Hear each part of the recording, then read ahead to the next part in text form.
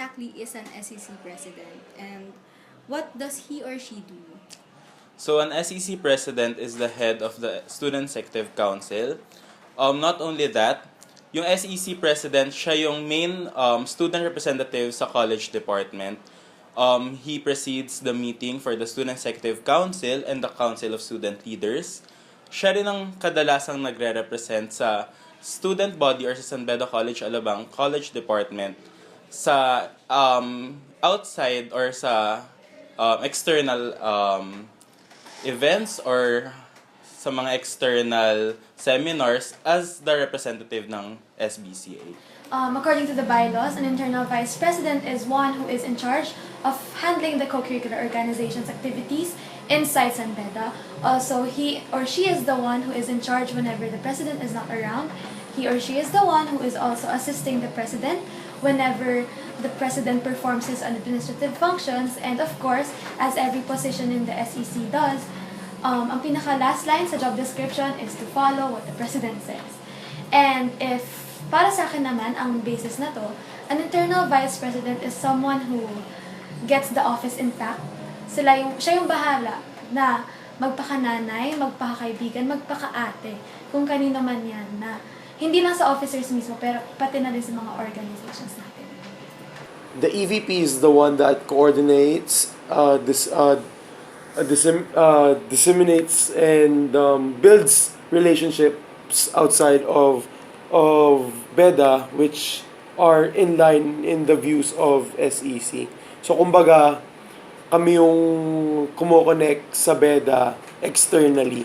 Like, for example, if we have an event, like sa mga kunyari, kailangan ng mga bands, kami yung nagko-contact sa kanila as well as concessionaires. And sa naman, kami rin yung nag-ano sa for different organizations outside of BEDA. The Secretary of the Student Executive Council is the one responsible for recording all the proceedings po of the SEC and documenting all the minutes in the meetings. He or she is also responsible po for safeguarding or safekeeping the documents and the records and other such materials of the SEC, and to establish a secretariat po, and also to do the duties that is delegated to him or her by the president. SEC treasurer is the head treasurer is the treasurer in the SEC. Tapos siya yung chairman kasama with the auditor in COA. Ang auditor kasi ng bawat organization, sila yung nagpro-provide ng check and balance. So, ang common misconception ng tao na pag-auditor, more on finances. But, sinasabi ko na sa inyo na auditor is about check and balance. If, for example, compliance, siya din yung nag-a-assess if yung organization is going through or sinusunod nila yung tamang process. Kasi, process, tsaka yung pag-check ng truthfulness ng mga financial statements. An SEC level representative, trabaho kong pakinggan yung mga hinaing at gusto ng batch ko. Trabaho kong mag-attend sa mga pagdi-disseminate ng proper information lalo sa batch ko. Tapos, perform all necessary na iuutos sa akin ng president. So, nung nagsimula ka bilang first year level rep, did you foresee yourself as a possible SEC president kapag fourth year ka na? Sa akin siguro, may questions din na kakayanin ko ba. Pero nung first year pa lang kasi ako, may mga nagsasabi na sa akin na ikaw na ang susunod pagdating ng fourth year mo. Ikaw na yung nakikita namin na papalit sa mga presidente ng time na yon. So parang yun yung naging motivation ko na to do kung ano pa, nahigitan pa kung ano yung kaya kong gawin na sa sarili ko. Higitan pa kung ano yung kaya kong ipakita sa ibang tao. Kasi kung yung ibang tao nagtitiwalang kaya ko, bakit hindi ko kayang pagkatiwalaan yung sarili ko?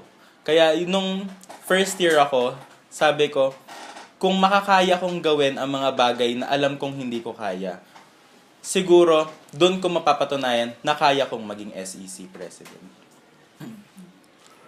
Okay, what is the job difference between an EVP and IVP? So the EVP focuses more on yun nga sa external part of SEC, which is outside of BEDA, which sa case naman ng IVP, she's the one that handles CSL. So lahat ng leaders for dito sa loob ng BEDA sa SEC as well as other organizations, siya yung nag-handle nun. So, bali, parang siya yung nanay nga, kumbaga. Sabi nila na nanay ng mga organizations as well as yung SEC. What is the job difference between a level representative and the PRO? Ang difference ng level representative sa PRO is that ako, mas focus ko yung sa batch ko, which is batch 2018. And ang PRO, ang sakop niya is yung pangkalahatang pagdi-disseminate ng information. Samantalang ako, dun lang ako ang scope ko lang is yung batch ko. So, some people find you too nice or too kind. As a student leader, how will you assert yourself? Yun din po talaga yung problema ko po siguro. Pero pagdating po sa trabaho, if I need to be firm po, magiging firm po ako sa So, what pushed you to run for second highest position in SEC from your former level representative status? Okay, so as a third year level rep before, kasi pagpasok mo sa SEC, you don't just perform the job description of what you ran for. You are flexible, you are adaptive, you should be able to handle all of the workload ng ibang tao kahit hindi mo siya job. So, this pushed me to become the next IVP if ever is because nakita ko na strength ko pala siya. Nakita ko na for the past year, kaya ko siya. Nakita ko na may potential ako. This year has brought the best out of me. And kumbaga, sa best na yun, nakita ko that I am fit for the IVP. So, sa'yo palagi i-delegate. okay po. So, na hindi po lahat ng trabaho mapupunta po sa akin.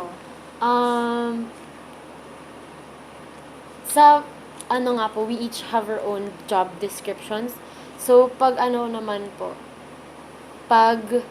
job description ko po talaga sa paperworks, kasi sabi po sa amin na, there are different types of paperworks. Kunyari yung sa acknowledgement receipts ng mga sila po yun, job po nila yun kasi it is connected with finances.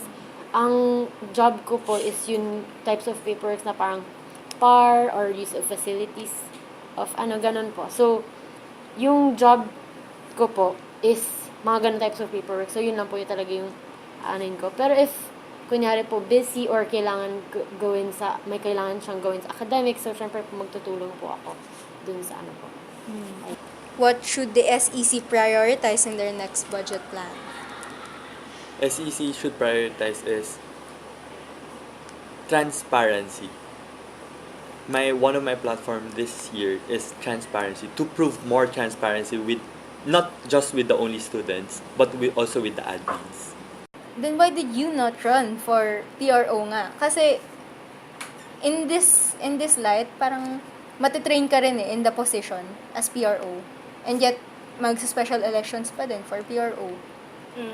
Because you did not run for it. Pero, sinasabi mo, matututunan mo siya in those months na i-fill in mo siya. Then why did you not fill in the position?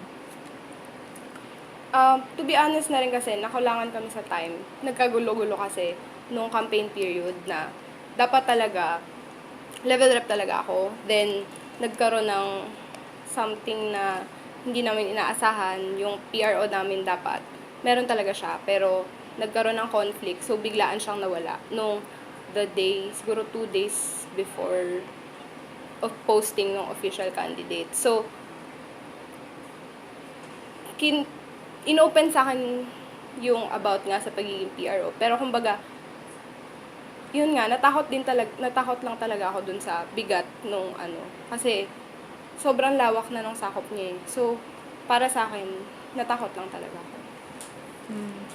Do you think this fear, itong takot na to, will this help you in your career kung sakaling manalo kang third year level rep? Lahat naman tayo siguro natatakot talaga. Pero if we learn to overcome it, kung kaya nating labanan yung takot, then I think etong takot na to, matuturn ko to into something na magbe-benefit din ako sa huli. Sasabi mo bang na-overcome mo yung takot? Unti-unti. Unti-unti. Gradual. According to yun nga, job description Apo. ng secretary, with those in mind, what part of being SEC secretary would you call a profound calling? Yung part siguro po about calling, profound calling. Yung being the one in charge of the paperwork po. Kasi yun nga, since marami pong paperworks na kailangang i-handle ang secretary, hindi lang po siya ganun kadali na kasi may experience na po ako. Pero sa org ko po, yung na-experience ko yung maging secretary. So, na-experience ko na hindi siya basta-basta lang handling the paperworks na pagpapasign, ganun-ganun po. So, yun po yung, for me, is the profound calling part of it. So, what is the job difference between a treasurer and an auditor? A treasurer's job is to budget and to allocate the money properly para sakto tas sulit yung paggastos ng pera. Tapos yung auditor naman, nandun siya para i-check kung tama yung ginagastosan ng treasurer, kung nagkukupit ba yung treasurer. Why were you not consistent in SEC? Okay. Why you were level representative na, then you shifted to BPS? Why not be consistent with SEC or BPS? Nung una, di ba, nung natapos pa yung term namin, nung first year level rep ako, they offered for me to run again sa SEC. So, syempre, kinausap ko muna yung parents ko, but hindi po sila pumayag. So, gusto ko nga po pa rin naman mag-serve in any way. So, nag-run po ako ng secretary ng BPS po namin. Tapos, nanalo naman po ako. So, doon po ako Ito pong third year ko, hindi po ako nag-run in any organization because I wanted po to be able to focus more on my studies since majors na po namin din talaga in this year. And yung laging advice is mahirap. So, yun po. So, nagbumalik ako ng SEC kasi gusto ko nga po. So, what does it take to be the SEC president? What are the qualifications to be the SEC officer? So, the qualifications of being an SEC officer is yun nga, yung grade requirement na 2.384. Then, yung no minimum failures na 12 units. Tapos, no pending disciplinary case.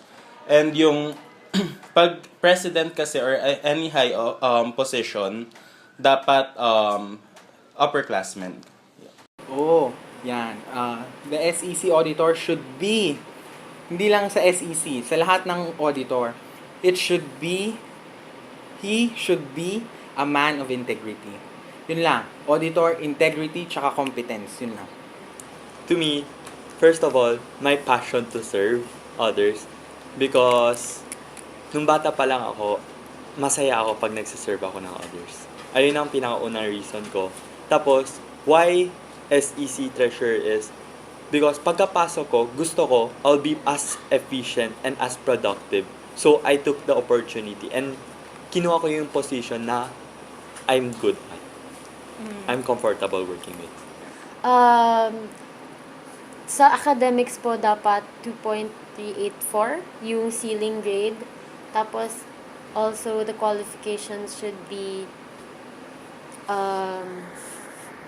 academically excellent, yun nga po yung morally excellent and professionally excellent. Morally excellent po yung the experiences niya and ano ba yung lessons na nakukuha niya sa experiences niya. Kunyari po, pag may na-experience na siya being a leader, so yun po. Sa professionally excellent po, yung credibility of a person to be a leader po. Yun po. to be an SEC officer, you have to have the heart to serve. You have to have the passion to serve. Tapos, para maging level representative, siguro, kailangan mong maging understanding. Kailangan mahaba yung pasensya mo. Tapos, kailangan hindi mainitin ang ulo. Okay. So, why did you run for level representative? Why not run for PRO? I chose to run for level representative. Unang-una kasi, beginner pa lang ako. And para sa akin, masyadong malaking step yung kapag umangat agad ako sa PRO. So, why not start from something small muna? Then, unti-unti. Tsaka, Ngayon, ang sitwasyon natin sa SEC is walang tumatakbo for PRO. yes. Kung sakaling manalo kayo, straight, bedan, di ba sasaluhin mo din naman yung trabaho ng PRO for the first months bago yung special elections? So, sana, why did you not go for it ngayong candidacy pa lang? Siguro kasi natakot ako dun sa bigat ng posisyon kasi. Kumbaga, as I mentioned before kasi, ang sakop nga kasi ng PRO is yung pangkalahatan. So, kung sasaluhin ko man siya ng a couple of months, siguro, makakayanan ko. And, hindi lang naman ako yung sasalo, na andyan yung buong SEC, if ever manalo man lahat, andyan sila to back me up, na hindi naman kami nag-iwanan. First of all, yun nga, you have to be an excellent student first. Kasi this job requires a lot of your time. So, as an excellent student, you have to balance your time well. Lalo na if you're having a hard time in your academics, then mahihirapan ka gampanan tong trabaho na to. So, you have to be an excellent student na you have to be a student first bago mo gawin tong trabaho na to. And then second is that your willingness to serve, na kailangan willing ka na you have to stay up late, dapat willing kang umalis, kailangan willing kang sumalo kung sakaling yun nga, hindi maganda yung turnout ng activity or ng event, kailangan sasaluhin mo yun na, yes, it was my fault kasi nga hindi ko nadala sa inyo.